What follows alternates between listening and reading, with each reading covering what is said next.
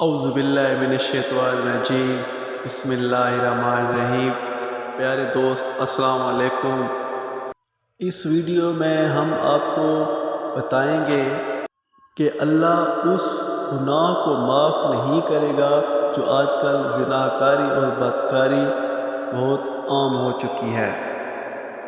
بدکاری کرنے والی عورت اور بدکاری کرنے والا مرد، دونوں میں سے ہر ایک کو 100 درے مارو، اور تمہیں اللہ کے معاملے میں ان پر ذرا بھی رحم نہ آنا چاہیے اگر تم اللہ پر اور قیامت کے دن پر ایمان رکھتے ہو تو۔ کوئی شخص کسی عورت سے جماع کے علاوہ وہ سارے کام یعنی بوس و کنار، لائپت وغیرہ کرے، پھر گرفتاری سے قبل توبہ کر لے۔ حضرت عبداللہ بن مسعود رضی اللہ تعالیٰ عنہ فرماتے ہیں کہ ایک آدمی نبی کریم صلی اللہ علیہ وآلہ وسلم کے پاس حاضر ہوا اور کہنے لگا کہ بے شک میں مدینہ طیبہ کے ایک کنارہ پر ایک عورت سے ملا اور اس سے سوائے جماع کے سب کام کیا، بس میں کھڑا ہوں، آپ مجھ پر جو چاہیں حد قائم کر دیں۔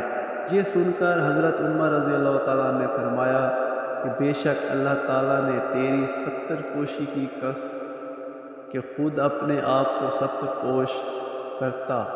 رسول اللہ صلی اللہ علیہ وسلم نے اسے کوئی جواب نہیں دیا، یہاں تک کہ وہ واپسی کے لیے چلا تو حضور علیہ السلام نے اس کے پیچھے ایک آدمی کو بھیجا اور اسے بلا کر اس پر قرآن کریم کی تلاوت کی۔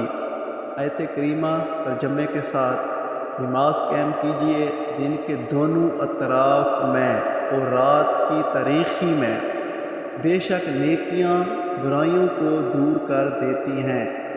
پس ایک آدمی نے کہا کہ یا رسول اللہ، یہ بات صرف اس آدمی کے ساتھ خاص ہے یا تمام لوگوں کو عام ہے؟ فرمایا کہ بلکہ تمام کے تمام انسانیت کے لیے ہے۔ دوسری جگہ حضور پاک صلی اللہ علیہ وسلم نے کیا ارشاد فرمایا عورت کے بارے میں؟ عورت کا عورت سے زنا کرنا۔ پیارے نبی کریم صلی اللہ علیہ وسلم کا پیارا فرمان ہے کہ حضرت دونوں صحابہ میں سے حضرت انس بن مالک رضی اللہ تعالیٰ عنہ دونوں حضرات اس بات کی گواہی دیتے ہیں کہ رسول خدا صلی اللہ علیہ وآلہ وسلم نے ارشاد فرمایا، اس وقت تک قیامت قائم نہیں ہو سکتی جب تک مرد مردوں سے، عورتیں عورتوں سے لذت حاصل نہ کرنے لگے جائیں، اور عورتوں کا ایک دوسرے سے شرمگاہ کو ملا کر لذت حاصل کرنا زنا ہے۔ اگر میری ویڈیو اچھی لگے تو کانٹی سبسکرائب کر دیں، اگر اچھی نہ لگے تو ڈس لائک، آپ کی مرضی ہے۔